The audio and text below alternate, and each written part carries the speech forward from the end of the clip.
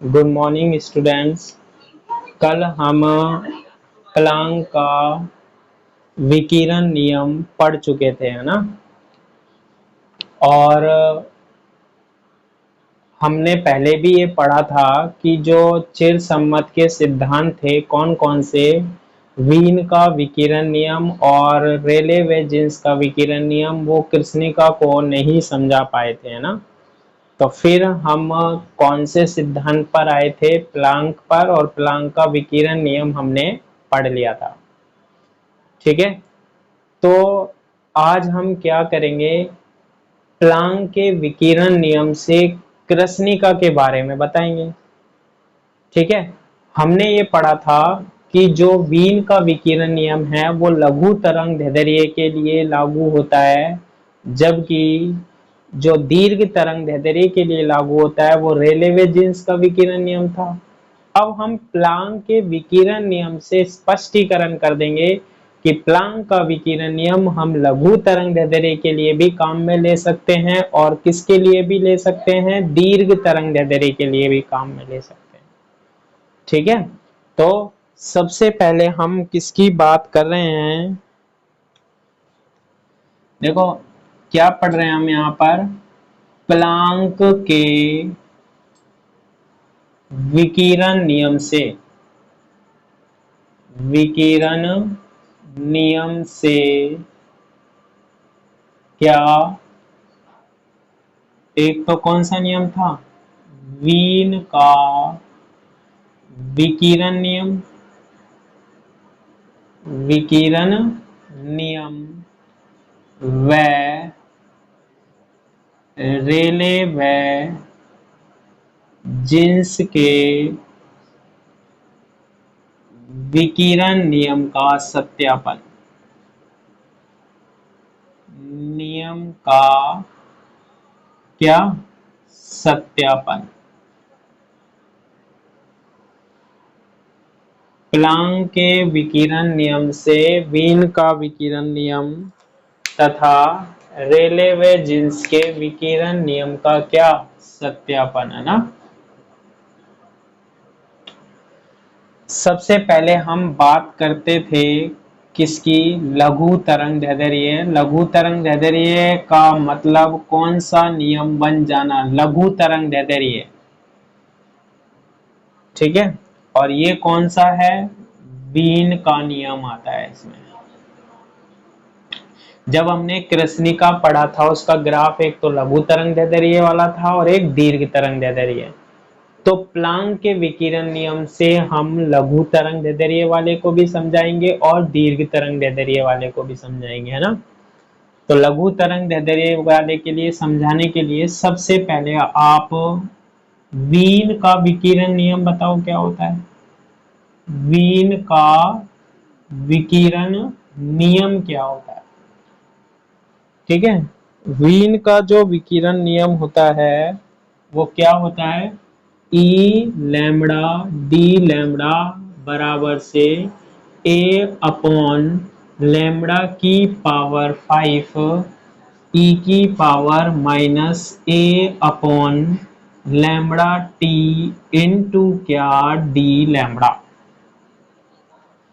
ठीक है, वीन ने इस ये कैपिटल ए और स्मॉल ए का स्पष्टीकरण नहीं दिया था, मैंने पहले भी कहा था, इनकी वैल्यू नहीं दी। तो इसको हम देखो, और ये केवल लघु तरंग दैर्ध्य वाले क्षेत्र को ही क्या कर पाया, बता पाया, है ना।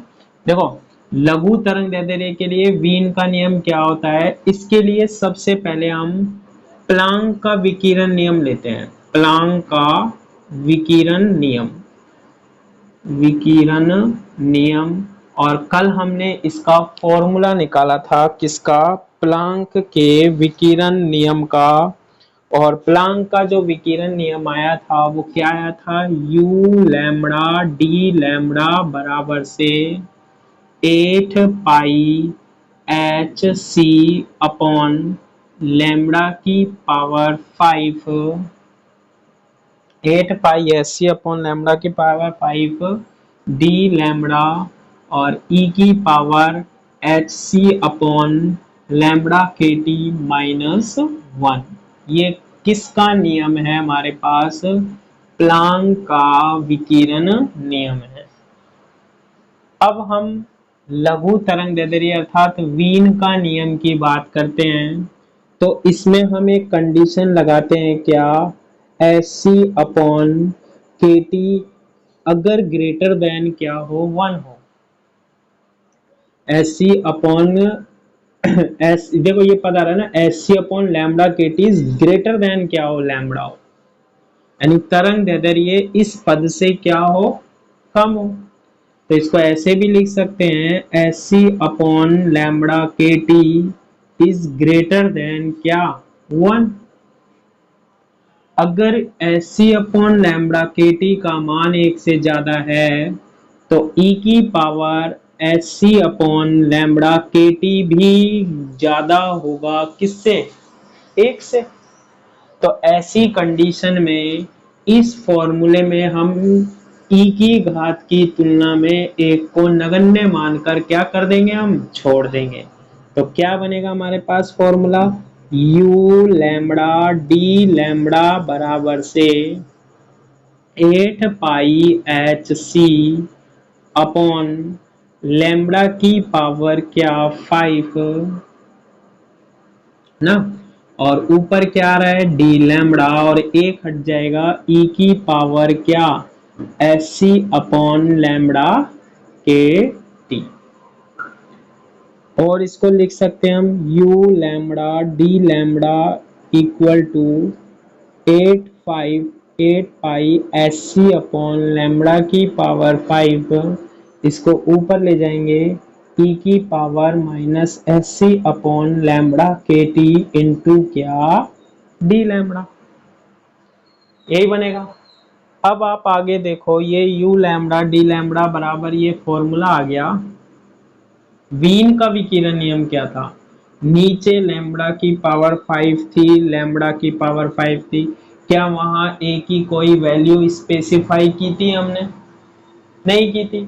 सीधा कहा था ये कोई नियतांक होंगे ए, और जो ये फॉर्मूला है वो ये था, ये सारी बातें थी। ये फॉर्मूला जो था वो ए अपॉन लैम्बडा की घात 5 ई की घात minus A upon lambda D lambda, सारे पद आ रहे थे उसमें ना, लेकिन ए और स्मॉल ए की बात नहीं हुई थी उसमें ना। तो देखो अब इस फॉर्मूले को देखो, लैम्बडा की पावर 5, लैम्बडा की पावर 5, ऊपर ए है, और ये ए की क्या मिल गई, वैल्यू मिल गई। ए की वैल्यू क्या आ गई, 8 पाई एच सी। एच प्लांक नियतांक और सी प्रकाश का वेग है। तो ये किसके कारण निकली है? प्लांक के कारण। किसके कारण? प्लांक के कारण। आगे देखो आप, यहां क्या है, e की power minus S C upon lambda के टी, यहां क्या है, e की power S A upon lambda T. अब लैम्बडा टी को आप क्या कर दो, इस लैम्बडा और टी को छोड़ दो, तो स्मॉल ए का मान क्या मिल गया हमारे पास, एच सी अपॉन क्या, के मिल गया। मिला या नहीं मिला? और ये जो नियम है हमारे पास, क्या, यू लैम्बडा डी लैम्बडा बराबर से क्या बन जाता है, ए अपॉन लैम्बडा की पावर 5, और ई की पावर क्या बनता है, minus A upon lambda T into D lambda. यानी कि जो वीन का नियम चिरसम्मत सिद्धांत पर, चिरसम्मत भौतिकी में बनाया था वो सही था। और यहां हमने किसकी वैल्यू भी प्राप्त कर ली, ए और स्मॉल ए की वैल्यू भी प्राप्त कर ली। ठीक है।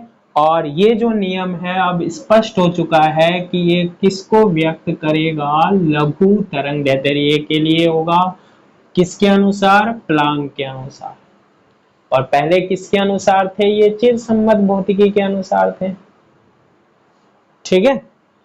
अब सेकंड जो हम बात करते हैं वो कौन सा नियम होता है हमारे पास, रेले व जीन्स का क्या, विकिरण नियम होता है। ठीक है। सेकंड हम किसकी बात करते हैं, रेले व जीन्स के क्या विकिरण नियम की। अब बात आती है रेले व जीन्स का विकिरण नियम क्या था हमारे पास। तो उसका भी हमने देखो, ये ई लैम्बडा लिख लो चाहे यू लैम्बडा डी लैम्बडा, ठीक है। रेले व जीन्स का जो विकिरण नियम था, रेले व जीन्स का जो नियम था वो क्या था, यू लैम्बडा डी लैम्बडा, यानी कि जो ऊर्जा घनत्व होता है वो किसके बराबर होता है, 8 पाई अपॉन लैम्बडा की पावर 4 के टी इंटू क्या डी लैम्बडा। और रेले व जीन्स का विकिरण नियम हमारे पास किसके लिए लागू हो रहा था, दीर्घ तरंग दैर्ध्य के लिए लागू हो रहा था ना। तो देखो, दीर्घ तरंग दैर्ध्य के लिए लागू हो रहा था, तो हम इसको कैसे समझा सकते हैं। देखो, इसमें कंडीशन ली थी एस सी अपॉन के टी इज ग्रेटर देन क्या हो, लैम्बडा हो। अब उल्टी लेते हैं, एस सी अपॉन के टी इज लेस देन क्या हो, लैम्बडा। यहाँ तो ग्रेटर देन था, यहाँ क्या हो, लैम्बडा हो, लेस देन लैम्बडा हो। ठीक है, तो इसको ऐसे लिख सकते हैं हम, एस सी अपॉन लैम्बडा के टी इज लेस देन 1, यानी कि ये एक से क्या होगा, छोटा होगा। ठीक है, एक से क्या होगा, छोटा होगा। तो अब देखो, ये जो पद है ना, ये e की power S C upon lambda के टी, इसका मान क्या है, बहुत कम होता है। और जब भी ऐसा हमारे पास आता है तो हम इसका क्या करते हैं, प्रसार करते हैं। पहले दो पदों तक कर लो तो क्या बनेगा, e की घात x का प्रसार करेंगे तो 1 प्लस एस सी अपॉन क्या, लैम्बडा के टी।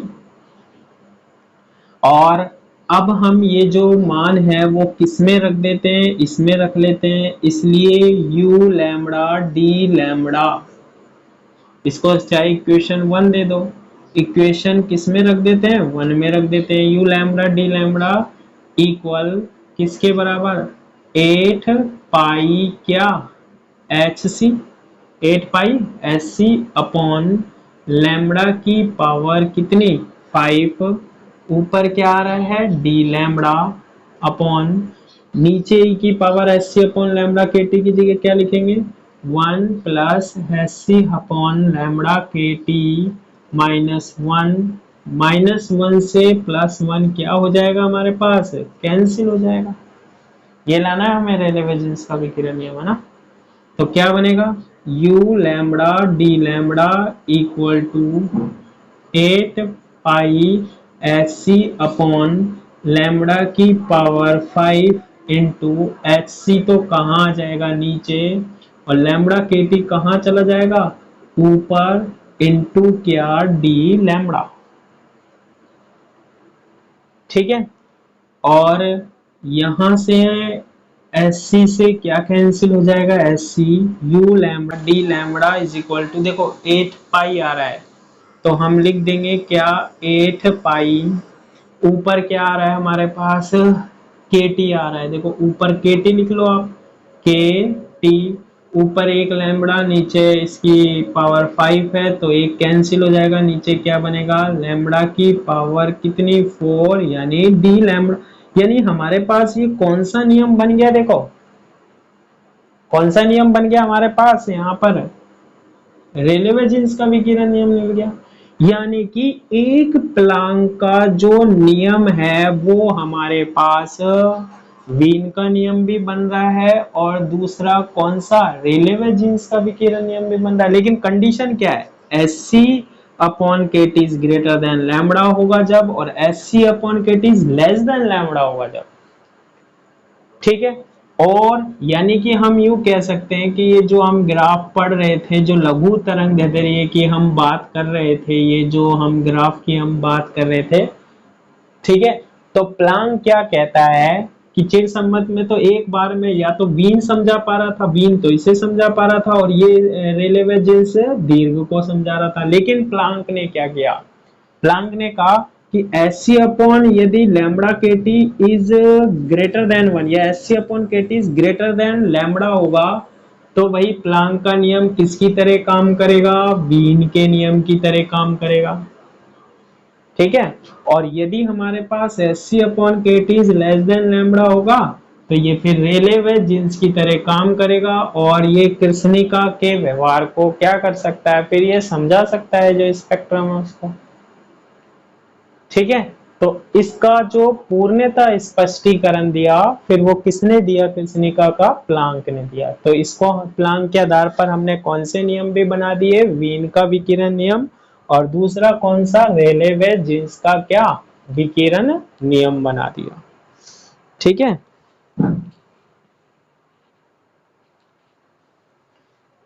तो प्लांक के विकिरण नियम से हमने वीन का नियम भी पढ़ लिया और रेले व जीन्स का विकिरण नियम भी पढ़ लिया ना। इसके बाद हम इसमें आगे थोड़ी सी बात वो कर लेते हैं जो हमने 12th क्लास में पढ़ी थी, है ना। क्या,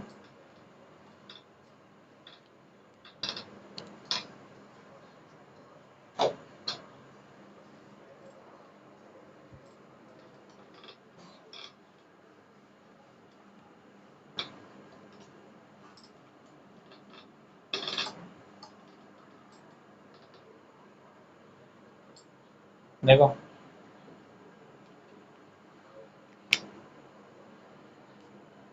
इसमें हम एक थोड़ा सा डिस्कस कर लेते हैं, आगे काम में आएगा क्या, कि डी ब्रोगली परिकल्पना आगे के डेरिवेशन में ये क्या आएगा, काम में आएगा ना। डी ब्रोगली परिकल्पना क्या होती है, तो हम इसका स्टेटमेंट देखते हैं, पहले कथन देखते हैं। ये क्या कहता है, किसी गतिशील, गतिशील मतलब जिसकी स्थिति क्या हो रही होगी, बदल रही होगी, किसी गतिशील द्रव्य कण से संबद्ध,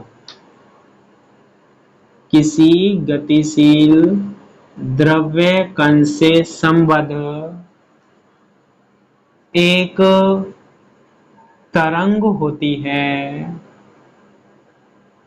एक तरंग होती है। किसी गतिशील द्रव्य कण मतलब पदार्थ का कण, जैसे प्रोटॉन है, इलेक्ट्रॉन है, न्यूट्रॉन है, से संबद्ध एक तरंग होती है। यानी कि जब ये कण गतिशील करते हैं तो एक तरंग बनाते हैं, ऐसे कह सकते हैं हम। एक तरंग होती है जिसकी एक क्या होती है, तरंग दैर्ध्य होती है।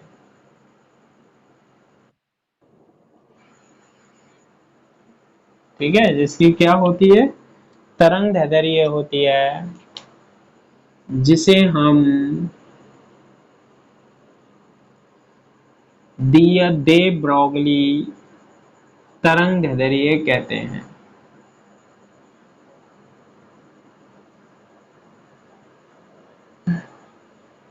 यही डी ब्रोगली की क्या है, परिकल्पना है ना, कि किसी गतिशील द्रव्य कण से संबद्ध एक तरंग दैर्ध्य, एक तरंग होती है जिससे संबद्ध एक तरंग होती है, जिस तरंग दैर्ध्य होती है जिसे हम क्या बोलते हैं, डी ब्रोगली तरंग दैर्ध्य कहते हैं।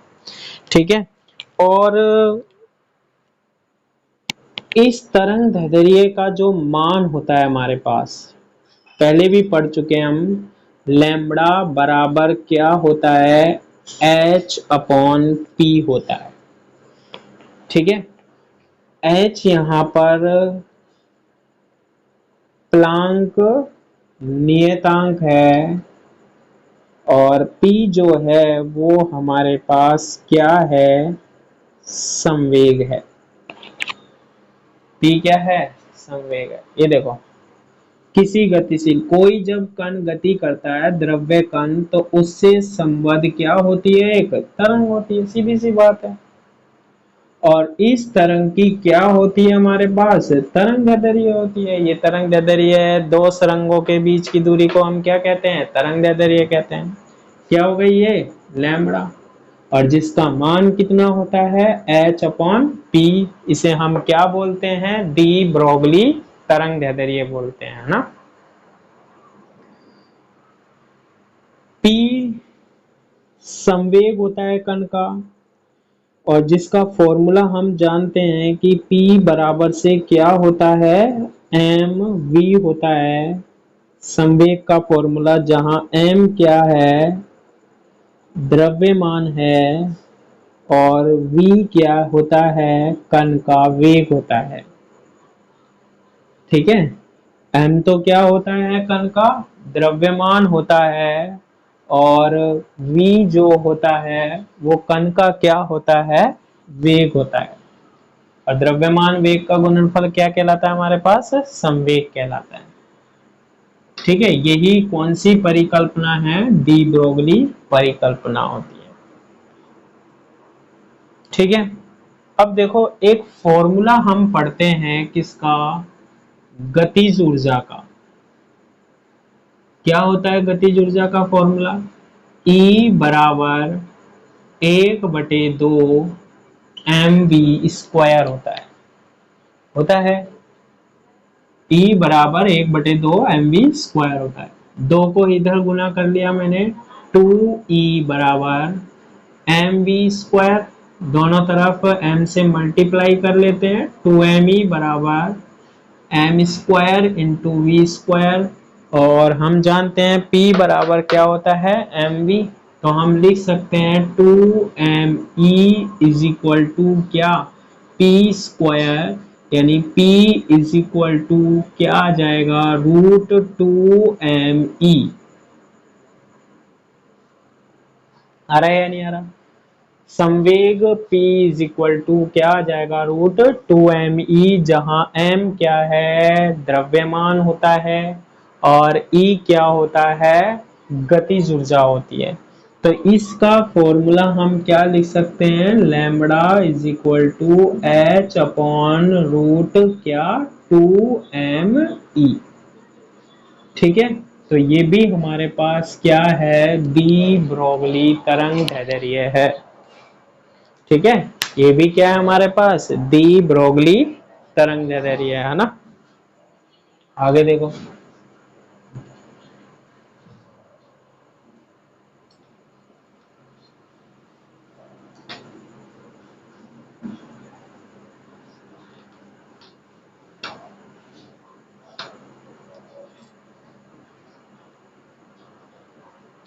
देखो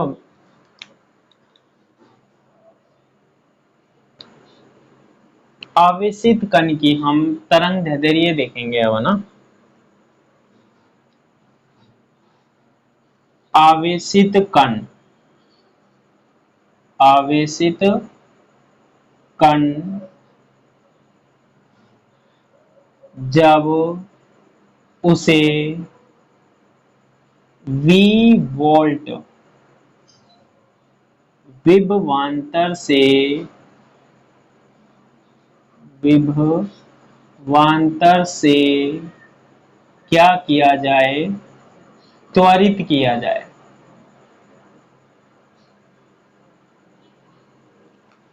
ठीक है, समझना, देखो ये एक क्या है, कण है जिसका द्रव्यमान क्या है, m है।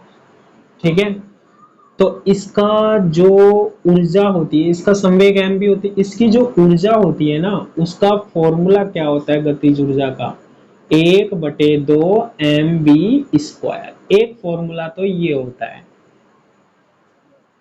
ठीक है, कणों का फॉर्मूला होता है गतिज ऊर्जा का 1/2 mv²। अगर कोई आवेशित कण है, कैसा कण है, आवेशित कण है, और उसे हमने V वोल्ट से क्या किया है, त्वरित किया है। समझना, जैसे हमारे पास सेल होता है प्लस माइनस, और ये तार है, हम कहते हैं ना 5 वोल्ट से जोड़ दिया और इसमें आवेशों का क्या हो गया, प्रवाह हो गया। तो जो ऊर्जा होती है ना हमारे पास आवेशित कण के पास, यहाँ पर जैसे इलेक्ट्रॉन, उसके पास ऊर्जा कितनी होती है, QV होती है। कितनी होती है ऊर्जा, QV होती है। तो आवेशित कण की अगर हम ऊर्जा की बात करें, तो आवेशित कण की ऊर्जा हम लिख सकते हैं क्या, QV। और एक ऊर्जा हम कैसे भी लिख सकते हैं, अगर वेग पता हो कण का तो 1/2 mv²। और आवेशित कण की दूसरी ऊर्जा कैसे लिख सकते हैं, यदि विभवांतर पता हो तो E बराबर से क्या लिख सकते हैं, हम QV लिख सकते हैं ना। आवेशित कण देखो, अभी अभी हमने फॉर्मूला पढ़ा था, लैम्ब्डा बराबर से h/√2m और क्या E। क्योंकि ये आवेशित कण है तो इसका ऊर्जा का फॉर्मूला हम क्या लिख सकते हैं, QV। आवेशित कण की बात कर रहे हैं ना, लैम्ब्डा बराबर से h/रूट क्या 2m/QV। तो किसी भी आवेशित कण की तरंग दैर्ध्य हम इस प्रकार से क्या कर सकते हैं, दे सकते हैं। आगे देखो आप, अगर हम बात करें किसकी, इलेक्ट्रॉन की, किसकी बात करें हम, इलेक्ट्रॉन की बात करें तो इलेक्ट्रॉन के लिए हम जानते हैं द्रव्यमान कितना होता है, 9.1 इंटू 10⁻⁻31 किलोग्राम, यही होता है।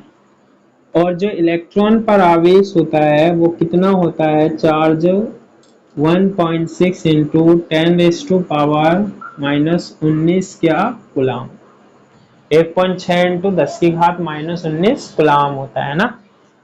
H हम जानते ही हैं, इसमें हम मान रख देते हैं। H का मान कितना होता है, 6.62 इंटू 10⁻⁻34 बटे रूट कितना 2 इंटू m इलेक्ट्रॉन का द्रव्यमान 9.1 इंटू 10⁻⁻31। Q क्या है, आवेश 1.6 इंटू 10⁻⁻19। और लास्ट में V अभी हमें नहीं पता कि हमने कितने वोल्ट से आवेशित कण को त्वरित किया है, पता नहीं है अभी हमने। जब हम इसको पूरे को सोल्व करते हैं तो हमारे पास ये जो मान निकलता है वो कितना निकलता है, 12.27 बटे रूट V। यहाँ V ध्यान रखना, V क्या है, विभवांतर है। लैम्ब्डा इज इक्वल टू कितना आता है, 12.27 अपॉन रूट V। और ये मान जो आता है वो किस में आता है, एंगस्ट्रॉम में आता है। और एक एंगस्ट्रॉम इज इक्वल टू होता है 10⁻⁻10 मीटर, 10⁻⁻10 मीटर। तो ये दी ब्रोगली तरंग दैर्ध्य किसकी, इलेक्ट्रॉन की, कितनी, 12.27 बटे रूट V एंगस्ट्रॉम, जो कि आगे के डेरिवेशन में हम क्या लेंगे, काम में लेंगे। ठीक है, आज के लिए इतना। कल से हम इसमें क्या स्टार्ट करेंगे, डेरिवेशन स्टार्ट करेंगे।